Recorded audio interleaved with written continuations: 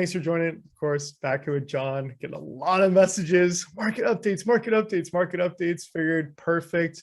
Just after July 4th, we've got the first 6 months of the year in the books. A pretty rough 6 months, to put it lightly. But John, first things first, how are you? How was your July 4th?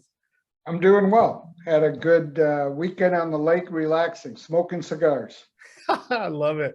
Oh, awesome. Awesome. Well, do we want to do a little recap? I mean, first 6 months, obviously terrible.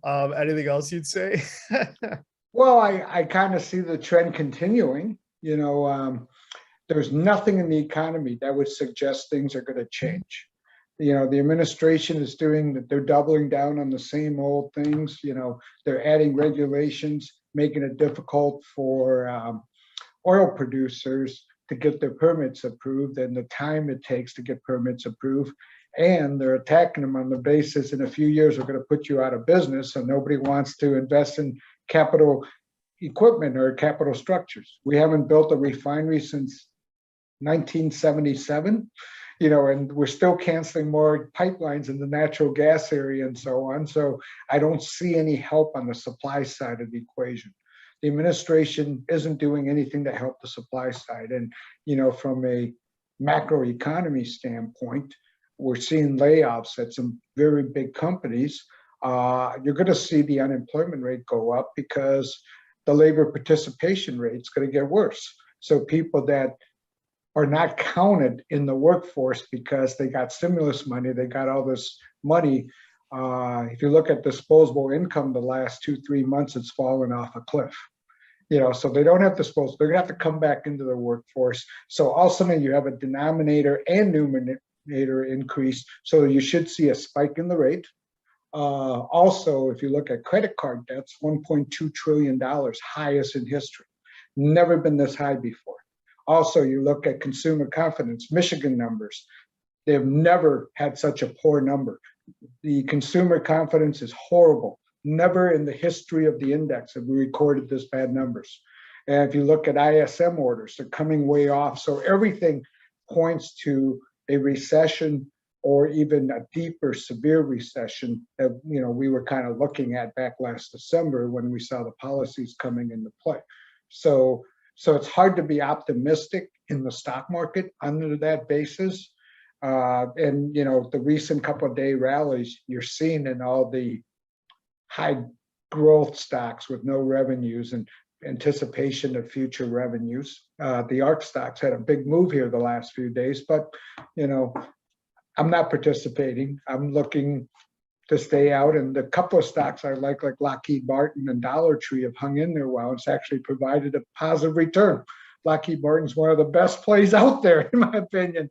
And GM I've been wrong on, but I'm confident GM will eventually turn back around. But I'm not into to hold a stock 2, 3, 4 years, which GM has become a longer term play for me. But I'm okay. You got to have something in the market in case I'm totally wrong on my analysis of the economy. Yeah, well, a lot of people, I think, share exactly what you said. So some general things. I mean, last time I checked, we did a recording. Oil was $120 a barrel. Now, you see it below 100. I see 95 on the side monitor.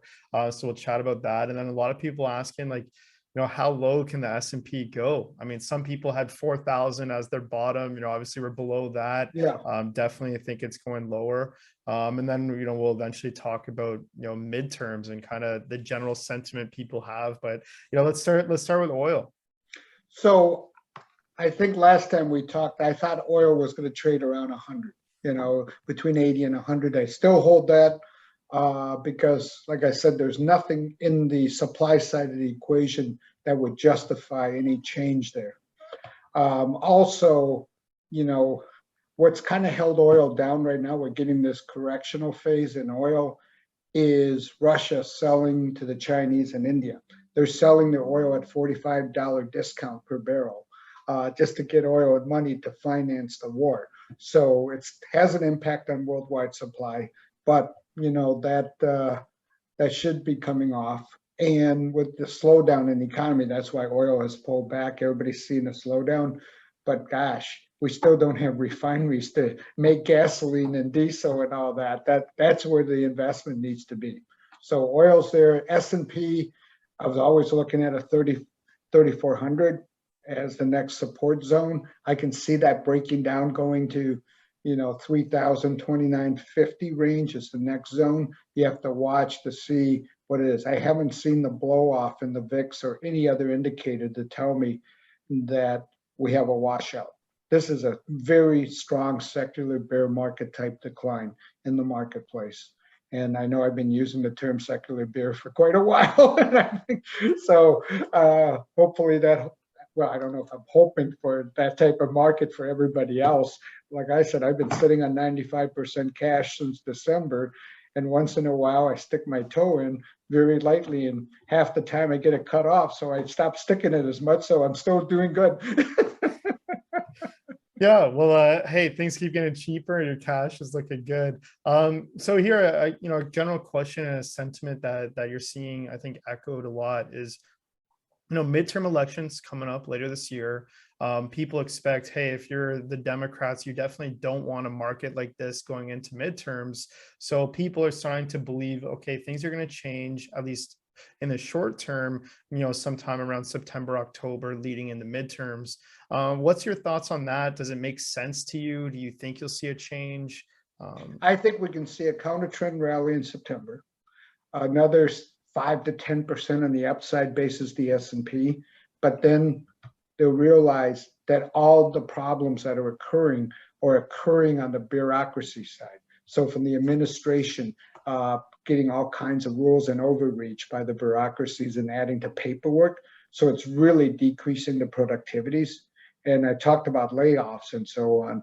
So we're going to see more of that, but also because of the increased costs, so there's a benefit, increased cost of labor, we're going to see a lot of robotics technology being implemented, like at Walmart warehouses, Amazon warehouses, more and more robotics are going to come into play. So there is going to be efficiencies and productivity increases that could help stem the inflationary spiral. So yeah, I do believe there's a rally, but I would not get overly excited. I personally would look for the opportunities to sell some calls on certain stocks if you're long to help increase your total return on the stocks. Yeah, it makes sense. Prepare for a short-term rally, but makes sense, like the general economic factors for sure. So now a question, that always comes up, and again, let me preface this with not investing advice, do your own research, but for people that are sitting on, a ton of cash saying, when do I do something? When do I do something?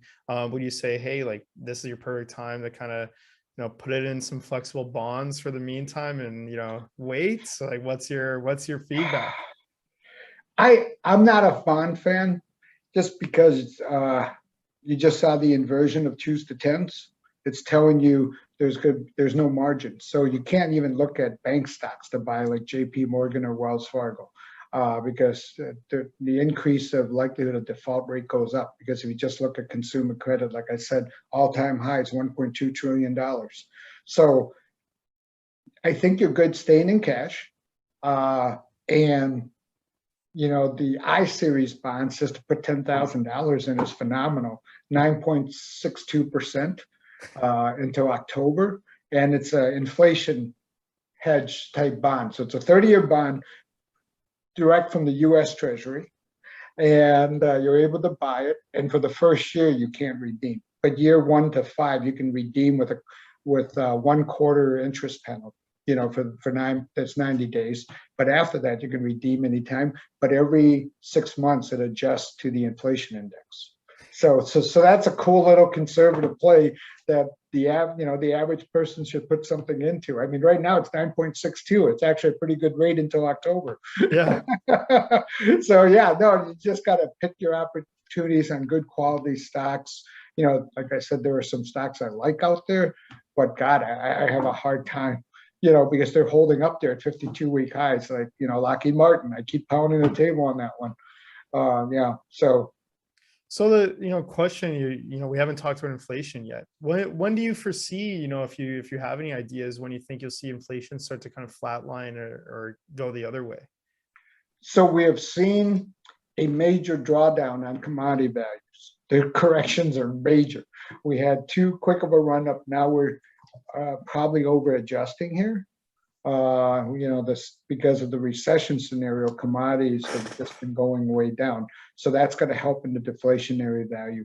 But I think the problem still lies in the labor wage increases, because that's a spiral that just you got to break. And I don't see that breaking for a little while. So I still think, I don't think we have hit peak inflation, if there's another way of saying that. I think we got at least a couple quarters, if not more, because it stems back to energy. Because with this higher fuel price, you saw, this is sidewalk economics I'm giving you, okay? So you saw a lot of independent trucking companies.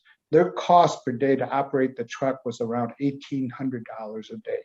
A lot of them were squeezed and have gone out of business. So when that supply shrinks, the value of transportation goes up. When the value of transportation goes up, the multiplying or the derivative, second derivative, third derivative is higher grocery prices. We've seen, I always point to groceries about chicken being up 19%, steaks being up 14%, eggs being up like 30, 40%. I mean, it's still there. It's still there.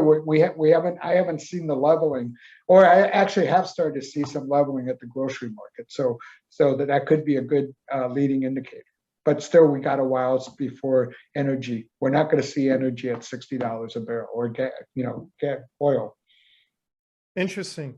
No, it's a good take. I mean, obviously, a lot of the people starting to see that they think that, kind of within the next 2 or 3 inflation kind of reports that, it'll be below or starting to go down the other way. Do you foresee, in just a general kind of question, do you foresee a surprise, in the next kind of 6 to 9 months from the Fed saying, okay, we think we've raised interest, enough for right now, let's slow down? Well, if you look at the Fed funds, they're already saying that, by the end of 2023, they're going to lower interest rates by at least 25 basis points. Yeah. So it's in the market. I'm not so sure if it's going to happen, just because of supply issues. You can't fix supply issues with monetary policy. You got to have administration that's going to be helpful to increasing productivity for businesses, and instead of adding regulatory burden by doing paperwork. I mean, so much of companies' resources right now are for documentation. That doesn't do anything to increase productivity, output, and help the inflationary spiral. All it does is add to the cost of production without getting any new goods being produced. Yeah. No, and the Supreme Court gave us a really key ruling recently. They stopped the EPA from setting their own emission standards, which could be the biggest win for the U.S. economy, because I believe other organizations are going to start going after the SEC and all the other organizations that wanted to implement all this overreach and regulatory burden, because the SEC is talking about the ESG for every publicly traded company to show, and all the CEOs I know and friends, they're doing their best to maintain good stewards of the environment and so on in their business, because shareholders have a way of finding out if you're not. So I don't need the SEC to say, okay, you got to do a report. It's going to cost you $400,000 a year to do the report as a small business. How many employees can I hire with that money? How do I grow? Instead of hiring people to do administrative paperwork in-house, I'm doing something to grow the business. So that's more important, where you're helping. When the rest of the world isn't doing anything like that, it gives them a competitive advantage. Let's offshore all of our manufacturing and talented people offshore. We start implementing these policies. Yeah. No, good points. Look, I think that's a pretty good market update. Obviously, still expecting, some legs down. I think that's generally, felt by the majority, but a lot of people looking forward to that kind of midterm bounce, as you call it. I guess, anything else you want to throw in about markets, or do you want to do a little kind of how's Petvivo going recently? Sure, let's do a Petvivo, since we talk so much about the market and the economy. So, Petvivo recently announced a exclusive distribution agreement with MWI, one of the largest in the world. They do about $5 billion a year in veterinary product sales. And it's not just one of distribution, it's one of marketing together, promoting together, and working truly as a team together. Because not only do we have Spring, we have other products that can fit right into the pipeline. So it's a 2-year exclusive deal, and hitting certain performances, they will be getting a 3rd year. So we're excited to do that. They're probably the best partner we could have gotten. They have a educational arm that is very well known in the industry, and they're one of the only distributors that probably have a top-notch education arm. So we'll be putting together a whole series of educational videos for the veterinary doctors, because the veterinary doctors coming out of vet school says, hey, if you do a diagnosis of osteoarthritis, you're going to be giving pills and everything else for the rest of the life. And giving NSAIDs for the rest of the life of the dog is very difficult, because they're going to develop multiple side effects, gastrointestinal tract bleeding, kidney, liver damage, as well as they get more lethargic. So if we can, using Spring, do the intra-articular injection, reduce the need of any of that, or even eliminate the need of it, you're going to have a much better, happier dog. And the pet owner is going to be much more happier, and the vet also is much more happier, because using that process, they're actually providing better outcomes and a better revenue source for themselves. Yeah, no, yeah. So hey, congratulations. I mean, wild that, Thank you. Obviously they're helping you guys sell it to the educational part. We pounded the table on a lot. Really, and maybe worth even doing a kind of bigger overview of the education. But again, massive. I don't know what else to say, John. I mean, hey, massive company, $5 billion a year in sales.